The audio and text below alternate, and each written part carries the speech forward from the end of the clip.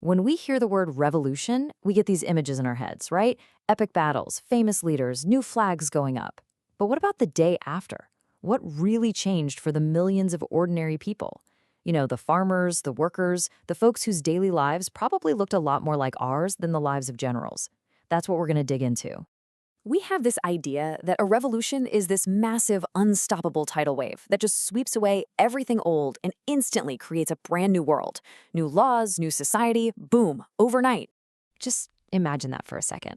You hear all the noise about independence, about these new nations being born.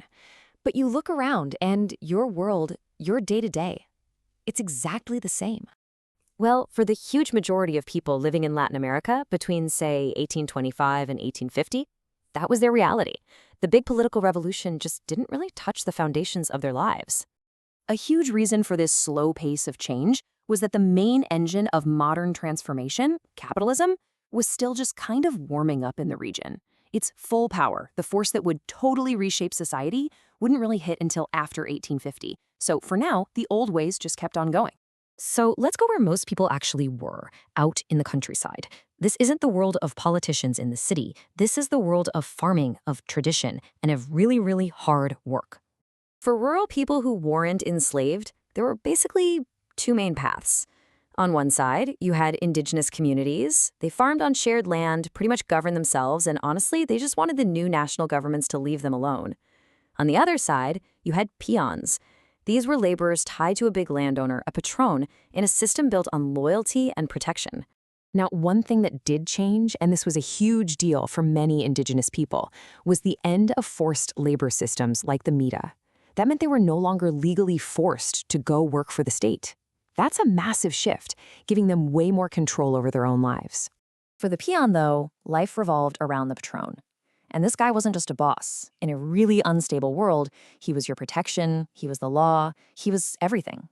And in return for that security, you gave him your work and your complete loyalty. So, put yourself in their shoes for a minute. What would you do? Would you choose the independence of farming for yourself, where you're totally on your own? Or the security that comes with a patron, where you're safe, but you're not really free? Yeah, not an easy choice.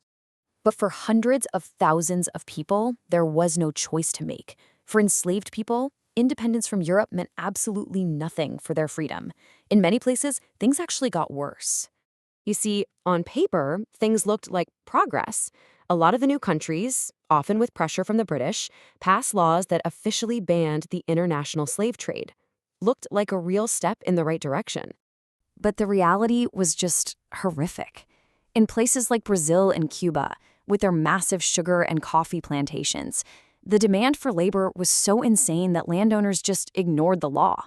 They illegally imported more enslaved Africans than ever before. This just says it all. In Brazil, they had a saying for these anti-slave trade laws: for the English to see. It meant the law was just for show, a performance to keep foreign diplomats happy. It had no real power. Profit was what mattered. So if the poor and the enslaved didn't benefit, who actually won these revolutions? Well, the answer is pretty clear: the landowners. Let's just walk through how this happened. First, the new governments opened up to free trade. That meant a flood of cheap, factory-made stuff from Europe poured in. This was a total disaster for local artisans in the cities, weavers, shoemakers, who just couldn't compete. So the whole economy shifted to exporting agricultural goods, stuff like coffee and sugar, which made the guys who owned the land incredibly rich. And here's the most important part. All that new money translated directly into political power. The landowners, the patrones, didn't just control the land, they controlled the people on it. All those peons and workers became their built-in political base, giving them almost total control over the new governments. But while the social and economic stuff felt stuck in the past, something else, something really powerful was being born, and that was a unique cultural identity. The key idea here is something called transculturation. It sounds complicated, but it's not. It's just the blending of European, indigenous, and African traditions to create something totally new, something that was uniquely Latin American. And you could see this happening everywhere. People started taking pride in the countryside, not just the cities that tried to copy Europe. Folk dances that Spain had actually banned, like the jarabe in Mexico, were now celebrated as national symbols. People in theaters would literally cheer for anything that felt Americano and boo anything that reminded them of Spain. This cultural revolution was very, very real. So that's really the heart of it. The revolutions redrew the maps and created new countries, sure, but they didn't create new societies. For the average person, the basic structures of their life, how they worked, who had power over them, it all looked strikingly familiar. Which leaves us with this big question to chew on.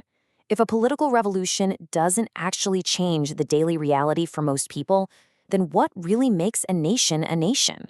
Is it the flag and the borders, or is it the culture that everybody shares? Something to think about.